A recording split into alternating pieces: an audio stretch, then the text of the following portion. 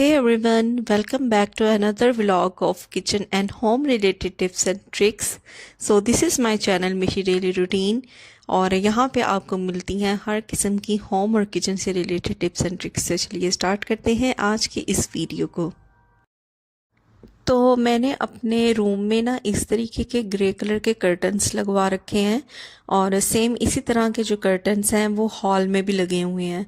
अब कर्टन्स एक ऐसी चीज़ है कि हम हर महीने तो इनको वॉश नहीं कर सकते, ज़ाहिर है कुछ महीने बाद हम इनको क्लीन करते हैं, इनको वॉशिंग मशीन में वॉश करते हैं। लेकिन अगर हम इनको वीकली या डेली बेसिस पे क्लीन करना चाहें तो इसका ना एक बड़ा सही ज़बरदस्त सा सोल्यूशन है कि सिंपल जो डस्टिंग ब्रूम होता है वो लेके जब आप अपने बाकी फर्नीचर की, सोफ़ाज़ की डस्टिंग वगैरह करते हैं तो उसी टाइम हार्डली आपको 5 मिनट लगेंगे। तो अपने जो कर्टन्स होते हैं आपके रूम में हैं, चाहे हॉल में है, चाहे सिटिंग एरिया में है, तो इस डस्टिंग ब्रूम से ना आप एक दफ़ा इसको डस्ट कर लिया करें ताकि जो भी इसके ऊपर गर्द वगैरह है या मिट्टी वगैरह है या अगर कोई जाले वगैरह हैं तो वो उतर जाते हैं।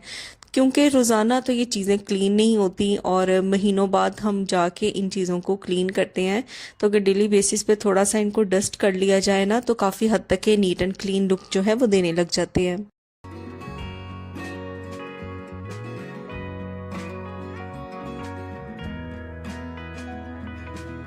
तो मुझे ना कॉर्न खाना बहुत पसंद है और जब भी मैं ग्रोसरी के लिए जाती हूँ तो इस तरीके के कॉर्न के जो कैन्स होते हैं ना उनको ज़रूर लेके आती हूँ।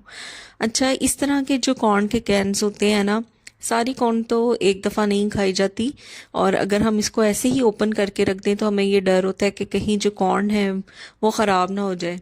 तो कोई भी कैन फूड हो ना तो इस तरीके का जो कैन फूड होता है उसको प्रेफर किया करें जिसके साथ प्लास्टिक का ना लिड मिलता है। तो इसके अंदर ना इस तरीके का एक स्पून भी होता है जिसको आप यूज़ कर सकते हैं कॉर्न खाने के लिए और ये फोल्ड भी हो जाता है और डिस्पोजेबल होता है कि जब भी आपने कॉर्न खाई तो आप इसको बाद में डिस्कार्ड कर सकते हैं।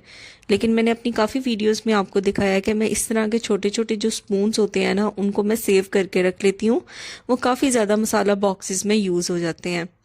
अब इसके जो प्लास्टिक का लिड है ना, इसका बेनिफिट ये है कि अगर आपने कॉर्न खाई है या कोई भी ऐसा कैंड फूड है जिसको आप दोबारा खाना चाहते हैं तो आपने एक दफ़ा जब इसका टिन पैक को ओपन कर लिया है तो इस प्लास्टिक का जो लिड है ना उससे कवर करके मैं इसको फ्रिज के अंदर रख देती हूँ।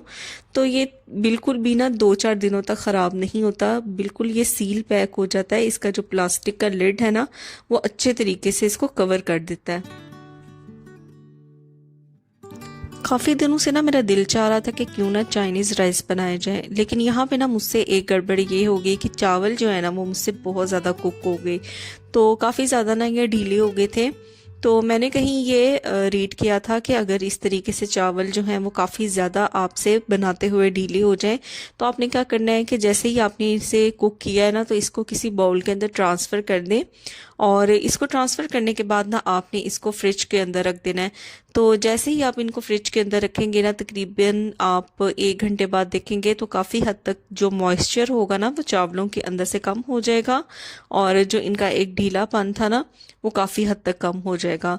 तो मैंने ये ट्रिक आजमा के देखा है, ये वर्कआउट करता है और कोई भी इसको आजमा के देख सकता है। ये बेनिफिशियल टिप है, ज़रूर इसको फॉलो करके देखिएगा।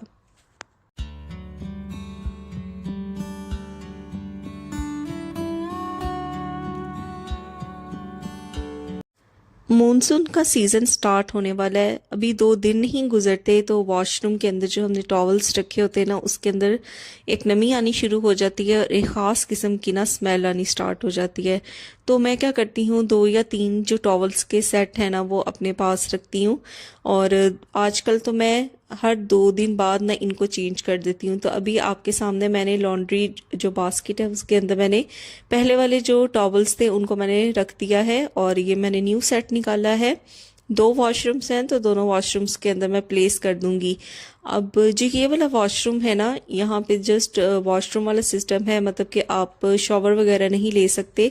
तो ये जो छोटे वाला टॉवल है ना ये यहाँ पे मैं हैंग कर दूंगी। और सेकंड ये वाला जो वॉशरूम है ना तो यहाँ पे शॉवर वगैरह लिया जाता है। तो ये बड़े वाला जो टॉवल है ना, ये मैं मोस्टली यहाँ पे ही प्लेस करती हूँ। इसकी लेंथ भी मैंने आपको दिखाई है कि ये काफ़ी ज़्यादा लंबा है और इजीली जो भी वाटर है ना वो अच्छे तरीके से पूरी बॉडी में से ना इससे ड्राई हो जाता है। तो ये रेगुलर बेसिस पे मैं 2-2 दिन बाद ही इनको चेंज कर देती हूँ। तो इस तरीके के ना 2 या 3 सेट अपने पास टॉवल्स के मैं ऑलवेज रेडी रखती हूँ। अब ये जो शॉवर लेने वाला जो टॉवल है ना, इसको शॉवर लेने के बाद मैं इस तरह डोर पे हैंग कर देती हूँ ताकि ये ड्राई हो जाए, इसके अंदर नमी जो है ना वो बाकी ना रहे, क्योंकि बहुत ज़्यादा नमी जो है ना वो आजकल इस मौसम में मौजूद होती है।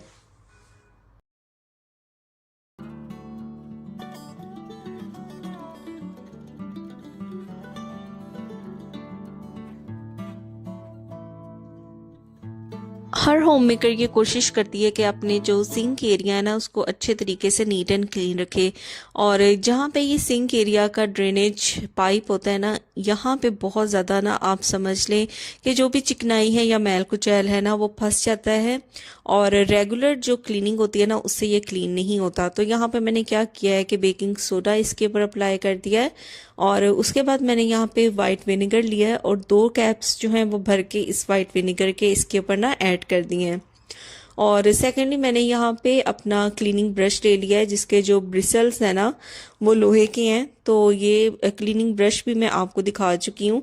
अब ये जितना भी गैप एरिया है इस ड्रेनेज पाइप का जिसके अंदर चिकनाई वगैरह या फूड पार्टिकल्स फंस जाते हैं, आप यकीन करें कि जब मैं इसे क्लीन कर रही थी तो इतनी ब्लैक ब्लैक यहाँ से जो चिकनाई है ना वो उतर रही थी और हमें ऐसे लगता है कि हमने अपने हर कॉर्नर को बड़े अच्छे तरीके से क्लीन किया है। लेकिन जब हम इनको गौर से देखें और इनकी डीप क्लीनिंग करें तब हमें पता चलता है कि इनके अंदर कितनी ज़्यादा जो गंदगी है ना वो फंसी होती है। तो इसको मैं अच्छे तरीके से ना इससे रब करूंगी और तकरीबन मैंने इसको छोड़ दिया था 10-15 मिनट के लिए। तो आप ये सिंक एरिया में भी देख सकते हैं कि कितनी ज़्यादा जो मैल है ना वो निकल के बाहर आई है। तो अब इसको मैं सिंपल जो टैप वाटर है ना उससे रिंस कर लूँगी और बड़ी ज़बरदस्त एक नीट एंड क्लीन जो लुक है ना वो आ जाएगी।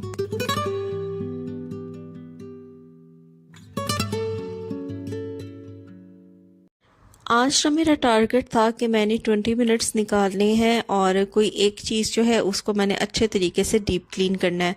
तो मेरे जहन में आया कि सबसे पहले मैं अपने किचन कैबिनेट से स्टार्ट करती हूँ। तो ये सबसे टॉप वाला जो किचन कैबिनेट है मैंने इसको सिलेक्ट किया है कि आज 20 मिनट्स में मुझे इसे क्लीन करना है। तो सबसे पहले इसके अंदर जितने भी यूटेंसिल्स हैं, जो भी स्पून्स वगैरह हैं, उनको मैं निकाल के शेल्फ के ऊपर रख दूँगी ताकि इस कैबिनेट को मैं अच्छे तरीके से पहले क्लीन कर लूँ।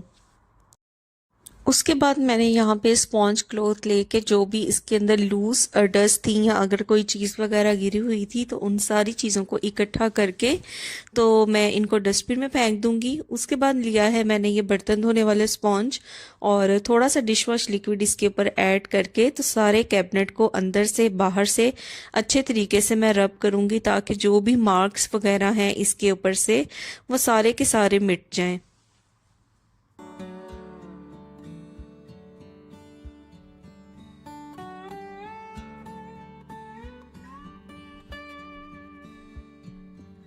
उसके बाद अगेन मैंने स्पॉन्ज क्लॉथ को ले लिया था, इसको मैंने हल्का सा गीला कर लिया था और जो सारे का सारा जो कैबिनेट है ना उसको मैंने अच्छे तरीके से इससे साफ कर लिया था ताकि जो भी डिश वॉश लिक्विड है ना वो अच्छे तरीके से क्लीन हो जाए और कोई भी जो लिक्विड है ना डिश वॉश लिक्विड वो इसके अंदर बाकी ना रहे।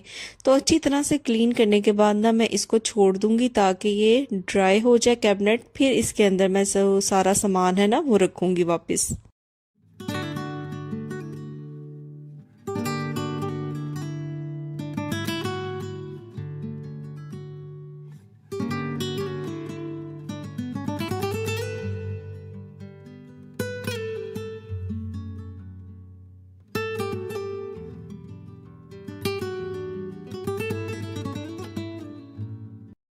तो अब एक एक करके ना दोबारा जो चीज़ें हैं वो मैं इस कैबिनेट के अंदर अरेंज कर दूंगी। तो सबसे पहले मैंने ये बॉक्स रखा था जिसके अंदर मैंने सारे जो स्पून्स हैं छोटे छोटे या मेयरिंग स्पून्स हैं वो सारे मैंने इसके अंदर रखे हुए हैं। तो इस तरह जो छोटे छोटे स्पून्स होते हैं उनको एक जगह पे रखना बहुत ज़्यादा आसान हो जाता है। इसके अलावा पीलर है, स्टेनर है और एग कटर है वो सारे मैं एक कॉर्नर में रख देती हूँ ताकि मुझे पता हो कि इस तरीके के जो छोटे छोटे गैजेट्स हैं ना वो इस कॉर्नर से मिलेंगे। अब कुछ बड़े स्पून्स की बारी आ जाती है। तो यहाँ पे ना मैंने बर्तनों को साफ़ करने वाला जो माइक्रोफाइबर क्लॉथ है ना उसका मैं यूज़ कर रही हूँ। और सारे इस तरीके के बड़े वाले जो स्टेनर्स हैं ना जो फ्राइंग के लिए भी यूज़ होते हैं या चीज़ों को स्टेन करने के लिए यूज़ होते हैं वो सारे मैं एक दूसरे के ऊपर रख देती हूँ। तो इस तरह जो काफ़ी स्पेस है ना वो भी सेव हो जाती है और ये सारे इस तरह के स्पून्स एक जगह पे रहते हैं। और लास्ट में आ जाते हैं जी ये बेलन और चिमटा और ग्रेटर। तो ये सारे मैं इस कैबिनेट के अंदर रखती हूँ। आहिस्ता आहिस्ता मेरी ये कोशिश है कि मैं इन सारी चीज़ों के लिए कुछ ऑर्गेनाइज़र लूँ ताकि कैबिनेट के अंदर ये सारी चीज़ें भी सेग्रीगेट रहें। तो ये थी मेरी 20 मिनट्स की आज की क्लीनिंग जो मुझे इस वाले कैबिनेट की करनी थी, और हो सकता है कल मैं 20 मिनट्स में किसी और चीज़ की क्लीनिंग करूँ। तो इस तरह ना काफ़ी ज़्यादा आसान हो जाता है चीज़ों को मैनेज करना, अपने घर के कामों को मैनेज करना और हर चीज़ का ख्याल रखना कि कौन सी चीज़ के वक्त पे पर्टिकुलर टाइम पे आप इजीली कर सकते हैं। तो इसी तरह के छोटे छोटे टिप्स एंड ट्रिक्स जो होते हैं वो हमारी लाइफ को बहुत ही आसान बनाते हैं। तो ये थी मेरी आज की वीडियो। यहाँ पे वीडियो को एंड करते हैं, फिर मिलूंगी आपसे नेक्स्ट वीडियो में। Till then take care, bye bye.